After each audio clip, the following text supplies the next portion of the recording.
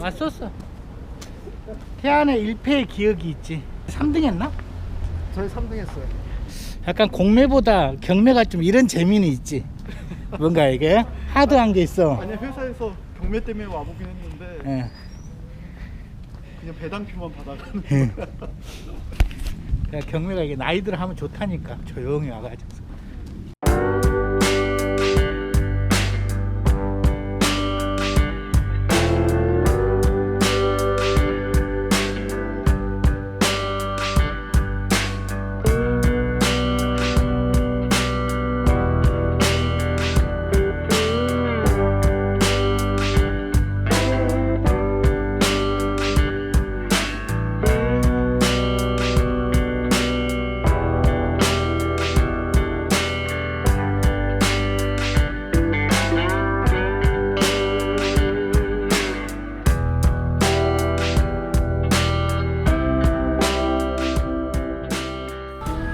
자, 서산 지방법원 입찰을 앞두고 있습니다.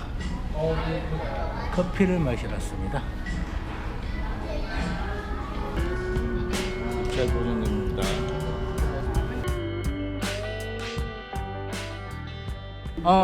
바닷가 거. 왔었어. 그 우리 3등 했나? 저희 3등 했어요.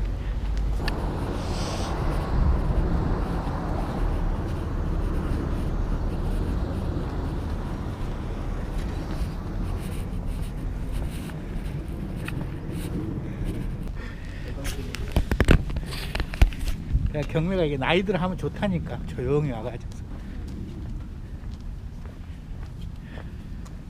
내가 집수리 하면서 뭘 느낀 줄 알아?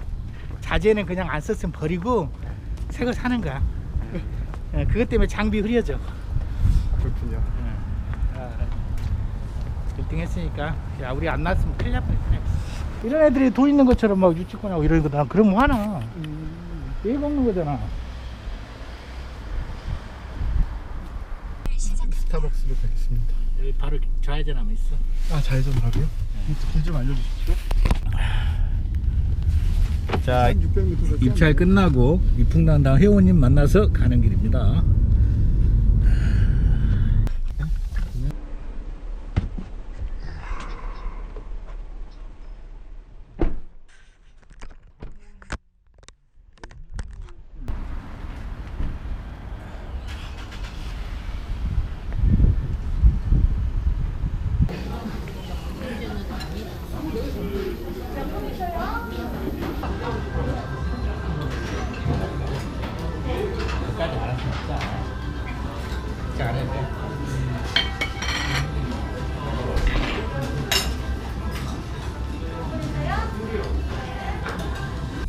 이름도 저기 바꿀 거지? 케렌시아로. 바꾸고 안 바꿔? 케렌시아로 바꿔야죠. 바꿔야지. 그러니까 바꾸자고. 법인하고 똑같이. 은행나무는 좀 아닌 것 같아요. 너무 노티나.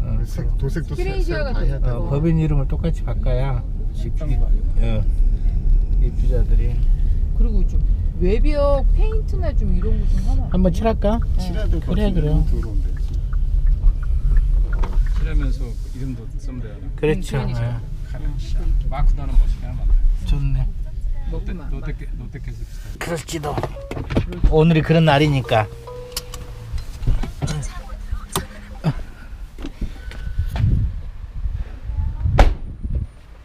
네네. 네.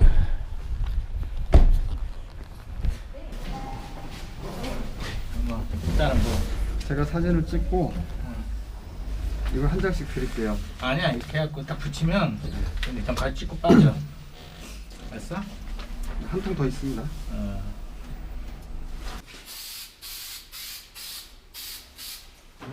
잠깐만 이거 왜 이래? 카메라가 뭐 문제가 있네. 아 됐다.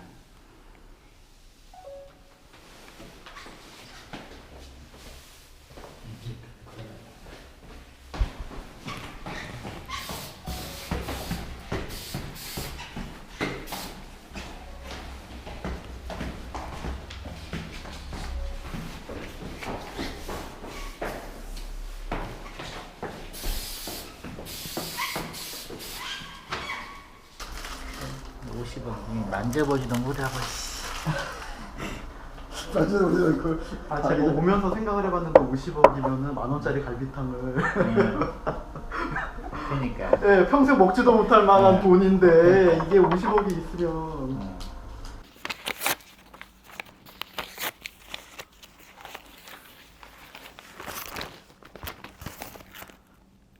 이런 부동산 매일 부동산 경제신문이 있네요. 법원에서 받아왔습니다. 2주 전 서산지방법원에서 도시형 생활주택 6개동 48세대를 낙찰받았잖아요. MPL 인수를 통해서 소유권을 취득하려고 했는데 취득세가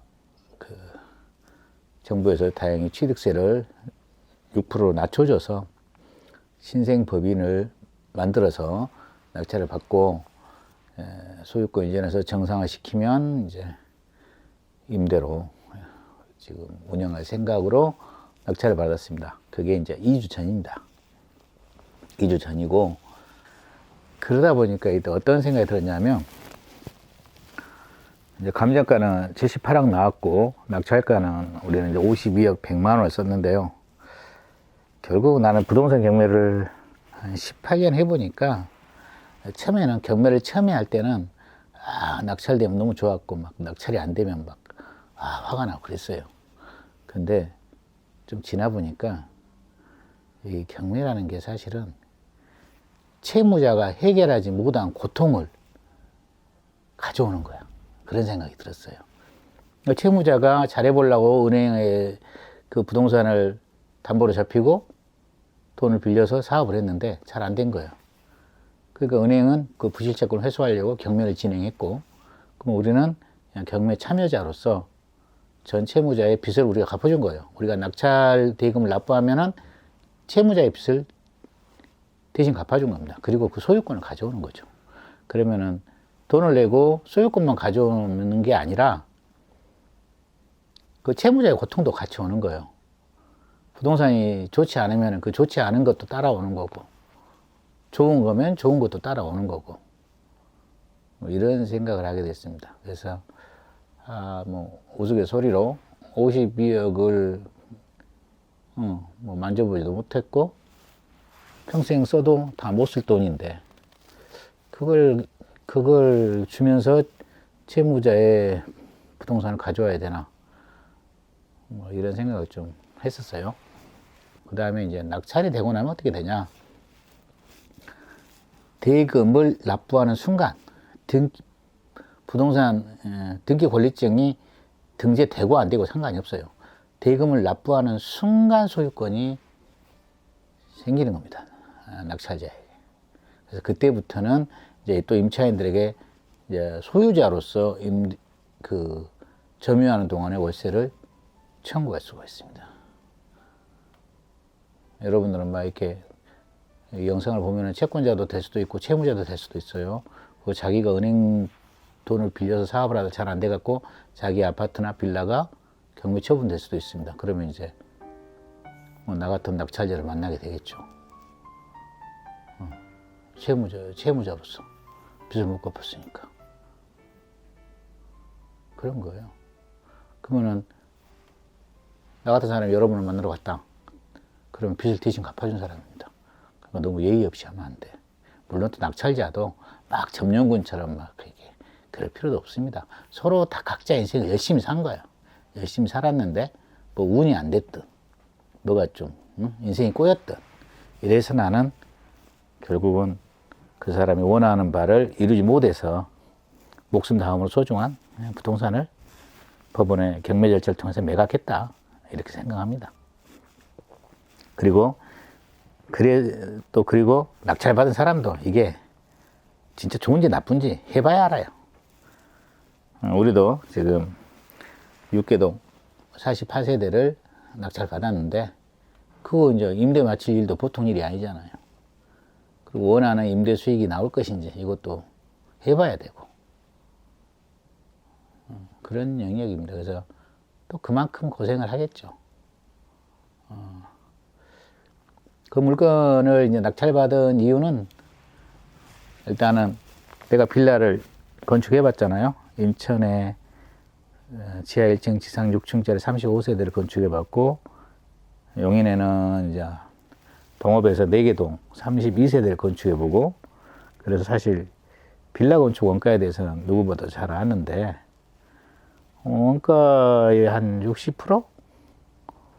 70%의 채권을 살 수 있어서 샀죠. 무조건 남는 장사죠.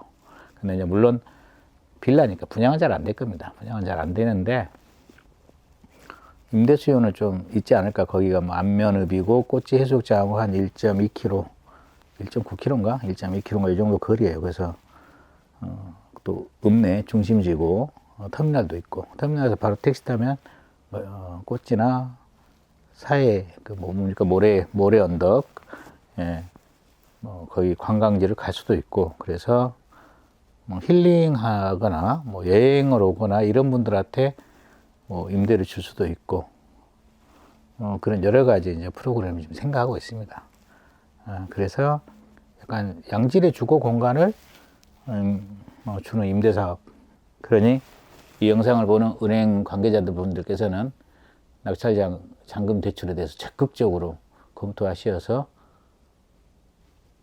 낙찰 대금 대출을 해 주시기 바랍니다. 국보급 채무자 김경만을 믿고 말입니다. 감사합니다. 오늘도 여러분 행복한 날 되세요.